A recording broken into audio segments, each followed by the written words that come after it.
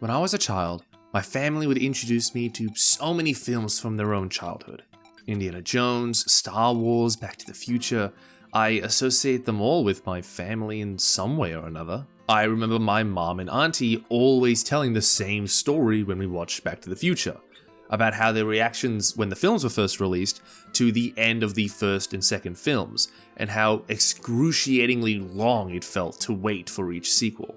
I remember having marathon days with my parents, watching every original Star Wars movie or prequel film in one sitting, getting popcorn and snacks and just sitting there with them watching films we've seen so many times we could practically quote them. I have such a strong emotional connection with those movies. Not only do I love them as they are, but I love the memories and people I associate them with. I look back, and when I remember certain scenes, I tend to remember seeing those scenes with my brother next to me and my family around me. Superman is one of those films. I don't remember the first time I saw this film, the same way I don't remember the first time I saw any of the other films I just mentioned, but I also don't have any specific memories of watching it. I think we watched Star Wars more than we watched this.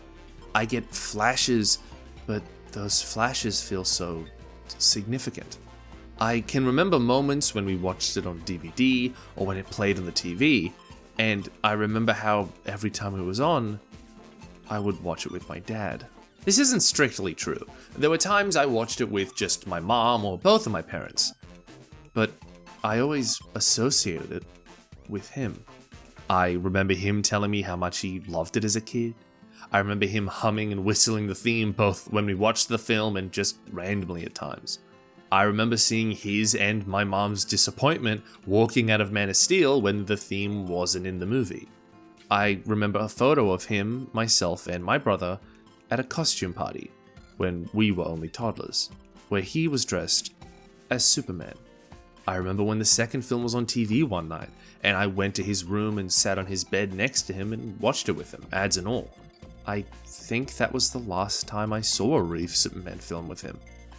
I remember how, as a kid, every time I saw Superman, I always thought about how he looked like my dad. Others wouldn't see the resemblance, but it was hard for me not to link the two. This film was already special to me. It already held a very special place in my heart. But now, I watch it as an adult with a new perspective. Now, well versed in the character, having read the comics and knowing the behind-the-scenes drama and stories, I watch this film as an adult, and still, it feels magical. It feels like a fairy tale. Superman was released in 1978, directed by Richard Donner, with writing credits to Mario Puzo, David Newman, Leslie Newman, and Robert Benton. I originally wanted to cover all of the Christopher Reeve Superman movies in one big video, but I realized I had way too much to say about this film alone that I could not fit in just a few paragraphs. Something funny about watching this film now is seeing all the elements I either forgot or just didn't see as a kid. For example, I do not remember the film opening this way as a kid. Maybe on TV as a kid it was always skipped over for time, or maybe when I saw the film was on, I just missed the opening. But God, what a spectacular opening.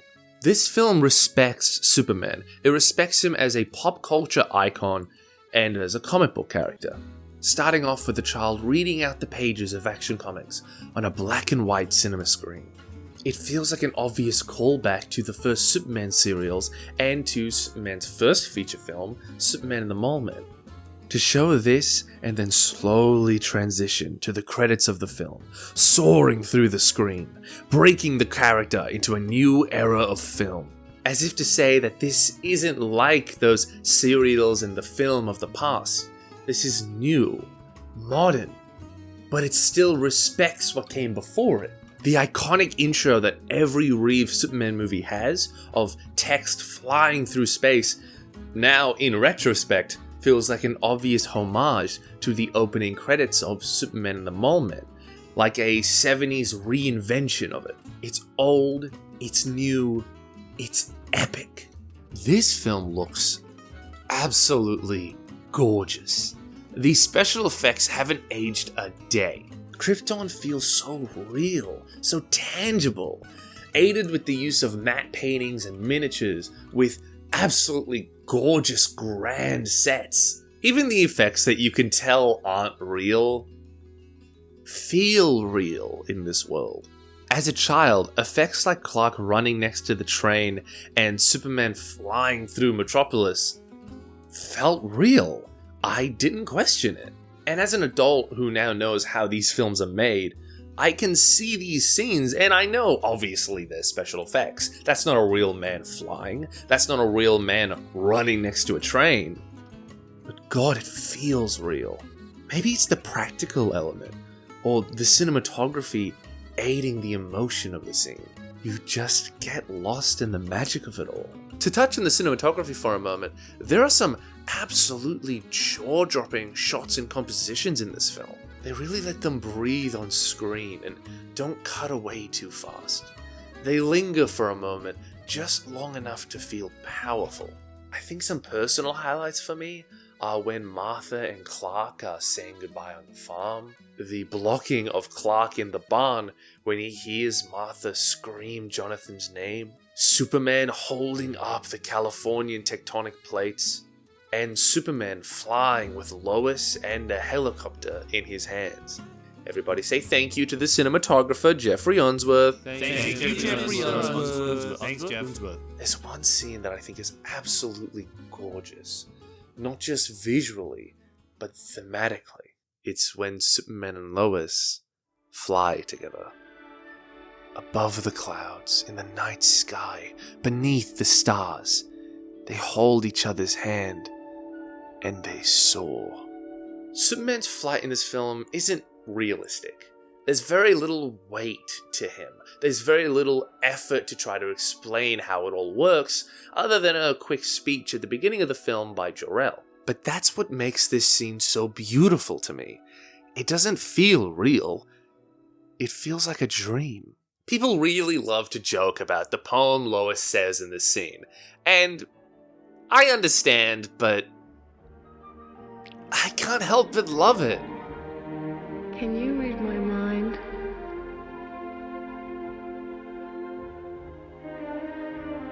Do you know what it is that you do to me? It feels like the thoughts you have during a dream or during a lucid dream. It's her trying to make sense of this world around her that is now forever changed. Ready? Clark said that you're just a figment of somebody's imagination. Like Peter Pan. Peter Pan flew with children, Lois. In a fairy tale. I love the irony of this so much, and you can tell the filmmakers knew the irony. Of course they did. Look at the beginning of this film. Look at the start. It starts the same way as every Disney fairy tale does, with the opening of a book. Look at this, and tell me the film isn't a fairy tale brought to life. Superman glides through the sky, through the clouds, effortlessly. It feels so whimsical, so incredible. The way they fly with their hands out wide, the clouds passing below them, and the wind flowing through their hair. They really are just like Peter Pan and Wendy. There's a video by YouTuber Al the Boy that I couldn't get out of my head when watching this film. In it, he discusses how Sonic the Hedgehog is written and how his creator compares him to a fairy. It doesn't matter where or when or how big or small the problem is, Sonic will show up when you need him. That random moment of confidence, a stroke of brilliance, a shining ray of hope. A fairy. Look, I know, I will make anything about Sonic if I can. But legitimately, I do think this is a great description of how Superman is represented in this film. It's a superhero story not about fighting or violence or good versus evil or the end of the world. At its core, it's a fantasy story about the amazing idea of a man so strong and powerful, yet so humble and kind and soft. And what a charming man at that.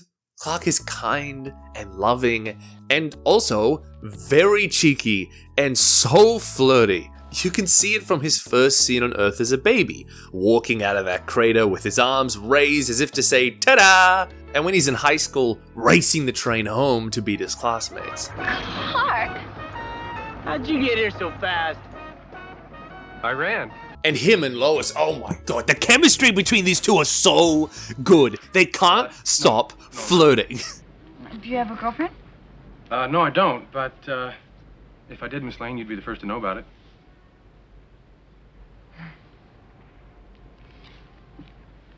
But even with all his cheekiness, Clark is still so loving. There's the montage of his first night in Metropolis as Superman, saving people and stopping crime, and a very iconic scene between himself and a cat. Look, I know it's generic now. I know it's become a joke. Superman saves a cat from a tree. It's a trope now. But it's here for a reason. Before this, he stopped for important things. A robbery, a shootout. But after all that, on his busy night out, he spends some time to fly down and help a little girl with her cat stuck in a tree. Come on. It's all right. Here you go, miss. Gee, thanks, mister. He didn't need to do that. Hell, give it 10 minutes. That cat probably would have crawled down from that tree. But that's not how Superman thinks. He saw someone that needed his help. So he helped. Oh, fuck, I'm getting emotional. Fuck. Oh, God, I was, every time I read that line, I get emotional. And I shouldn't, but, fuck. The scene, when I first watched it, made me emotional, and thinking about it again it's just, fuck. It's not silly. It's a nice scene. It's a good scene. It's Superman. It's just, it's pure Superman. But the line that really got me before the montage, was when Lois meets Superman. Wait!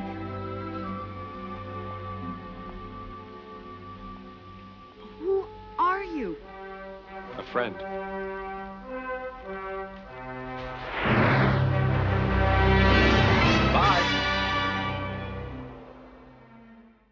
So that X-ray thing you do with your eyes, can you see my underwear? I wasn't aware you were wearing any. Aroused. Superman returns after these messages. Hey you! Do you love Gruwidge? Not really. Oh. I mean, I like his stuff, but I kind of wish he would just go back to covering cartoons and Sonic. Hey you! Who? Me? Do you love Gruwidge? Why, he's my favorite YouTuber on YouTube.com! Well, what if I told you that you could help support Gruwidge make the videos you love? I would jump at the chance! Well, in that case, why don't you hover your mouse down to the subscribe button and hit like on the video while you're at it? A simple gesture like this goes a long way in supporting his channel and helping it reach more audiences. But Mr. Voiceover, what can I do to help support Gruwidge monetarily? I'm glad you asked, Guy. With a small donation of $1.49 AUD a month, you can become a YouTube member. By becoming a member, you help fund future videos and allow Gruwidge to spend some money on improving and upgrading the channel. Think his audio quality's a bit crap? Yes! That was rhetorical, shut up. Well, you can help Gruwidge buy a new adjustable mic stand so he doesn't have to hold the mic like an idiot. If I support the channel, will Gruwidge go back to making Sonic and cartoon-related videos? Yeah, sure, mate. Yeah! Do your part. Support the channel today. And then I flew around the Earth to reverse time and stop the volcano lava from enveloping the entire town. Yeah. More Superman on Cartoon Network. Another thing I love about this film is the ending, because I think it perfectly summarizes Superman into one scene. I know people think the time travel in this film is a bit out of place. Out of nowhere, Superman just is able to time travel, an ability he's never brought up before or mentioned. It just kind of came out of thin air, wasn't teased or hinted at anywhere. Right? Space, and it is forbidden for you to interfere with human history. Earlier in the film, after Jonathan's death, Clark confides in Martha and tells her just how guilty he feels. He says, All those things I can do. All those powers. And I couldn't even save him. And this quote, as well as Jor-El's, is echoed in Clark's mind as he's toying with the idea of playing with time. It is forbidden for you to interfere in human business. One thing I do know, son, and that is you are here for a reason. It is forbidden for All those things I can do. All those powers. And I couldn't even save him. Superman is not someone who accepts defeat easily. If anyone is in danger, be it 1,000,000, 1,000, 100, or 1, he will do anything in his power to save that person. He is Superman. And if he can save someone, even if it goes against some made-up rule his father gave him, he will. It is forbidden for you to interfere with human history. Now, the one tiny little issue I have with this film is Otis and Lex. Why, it's the most brilliantly diabolical leader of our time, surrounding himself with total nincompoops. I'm back, Mr. Luthor. Yes, I was just talking about you. Look, if Otis was in any other movie, I would probably love him. An over-the-top cartoony henchman that eats sandwiches and goes around saying, "Okay, boss!" But the cartoonishness of Otis feels so out of place in an otherwise quite down-to-earth film. Well, as down-to-earth as a Superman movie can be. And M. You want M, Mr. Luthor? Come right up. So, there you go, M. M as in moron, Otis? No, it's N. Oh. N as in Neanderthal, nincompoop, nitwit, and L as in ladder. Ladder, Mr. Luthor, come on right up. You see, because I'm sorry, Mr. Luthor. And Lex is fine. I can see the angle they were going for, and it could have worked, but I don't know. Something about the Lex scenes feel like a completely different level of quality to the rest of the film. It feels like it was written by completely different people, which is very possible because there were a lot of screenwriters on this film. He's just not threatening, not compelling. He's kind of charming. I like all his wigs and his ego, but he lacks gravitas. If you have a hopeful, kind, righteous Superman, then the best way to reflect that is with an equally cruel Lex Luthor.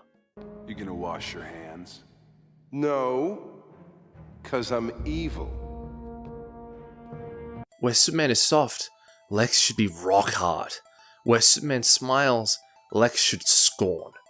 Where Superman sees all struggles as equal to needing his help, Lex should look down at the world and see himself as truly above them.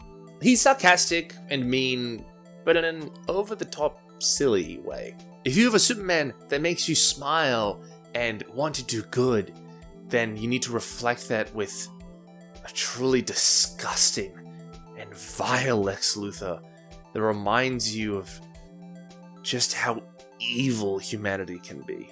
In the final scene in the prison yard, I see an element that I like of this Lex. His incredible ego. Lex Luthor, the greatest criminal mind of our time. Of our time? I hereby serve notice. He's serving notice to you. That these walls here. Will you shut up, please? That's not enough for me to see this as a truly great adaptation of the character. At least not to my own standards. But everything else about this film, almost perfect. I love this movie. To close out this review, I wanted to end by giving some context on the time of this film's release. The 70s were for the most part a cynical time. When looking back, many see it as an era of disco and bell-bottoms, colourful and vibrant. But that's because many people choose to remember the 70s in a lot nicer light than it actually was. The 70s was a hopeless, cynical decade, not unlike the decade we're in now. Post the Vietnam War, post the hope and progression of the 60s, many people started to give up. People were more bitter, films were more bitter.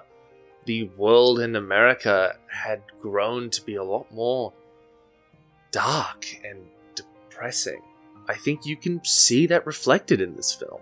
In this movie, Metropolis is basically New York. I mean, it even has its own Statue of Liberty. For years, I thought this was a budget constraint.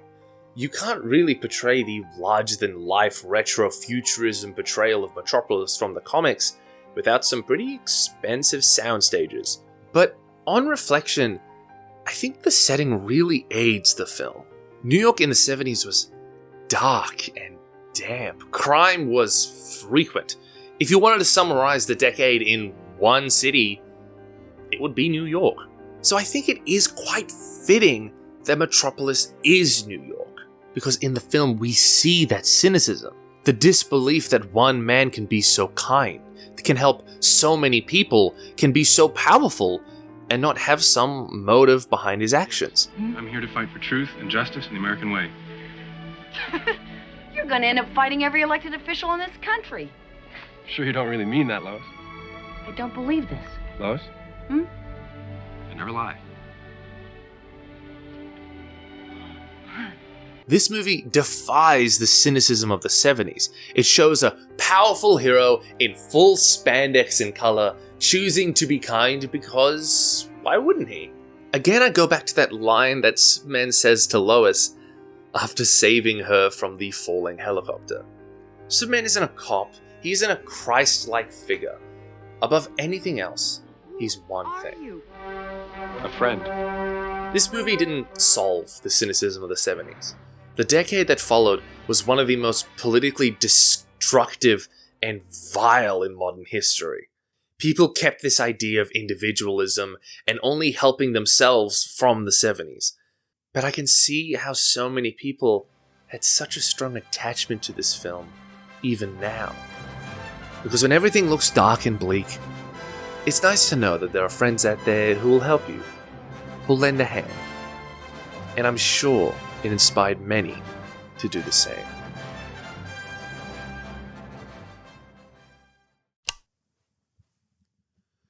End of movie 2. We did it, guys. Oh my god, it's the second movie's done. The first.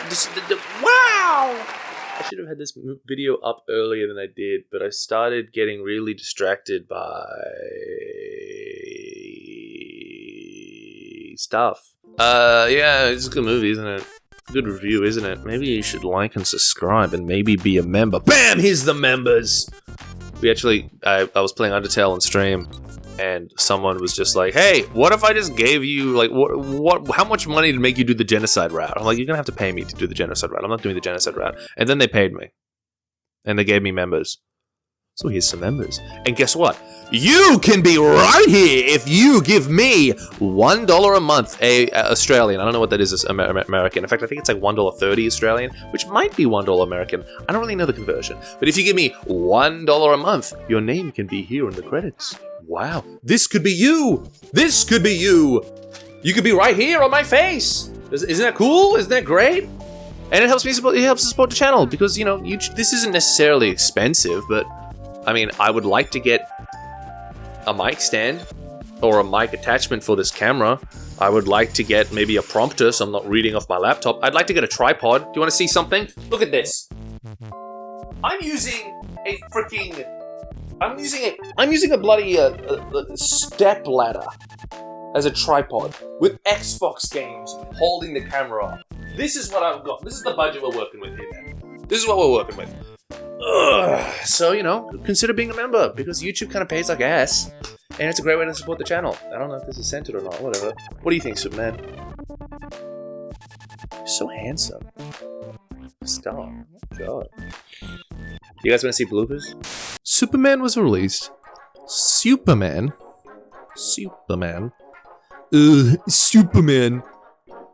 Fuck was that? That wasn't To touch on the cinematography for a second, touching it. Ooh, it's squishy! She's trying to make sense of what's going on around. Whatever, I'll just go with the fucking, the other one? The wall around her one. It's the best one. Fairy tale Disney opening of a book. Oh, I said opening twice. Look at how it opens with a fairy tale Disney opening of a book being opened. Fuck, I keep saying opening. Start. And when he's in high school, racing the train home. Who, me? Oh shit, that wasn't enough time! That wasn't enough time. Okay, good, because who, me is like, who? Me? And you're like, not really. But I kind of wish he would just go back to covering cartoons and Sonic. How is that? How is that?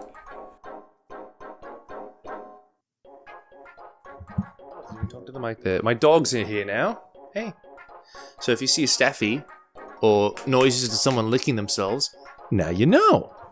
I know. Hey, bud. Hinted at or shown any teased or hinted at anywhere. Henry, you're ruining the take. Henry, stop. Stay. It wasn't hinted at or teased. Early in the film, early in the film, Superman is not someone who accepts defeat easily. Now there is one. I'm not talking. I loathe Otis. No, you're a good boy, Henry. You're a good boy. Henry. That is only here, so there's someone to make fun of. What do you think? What do you think, gorgeous boy? What do you think? Without some pretty expensive matte paintings or self building. The next time, put my robe on after I'm out of the pool. You want to buy it, Dad?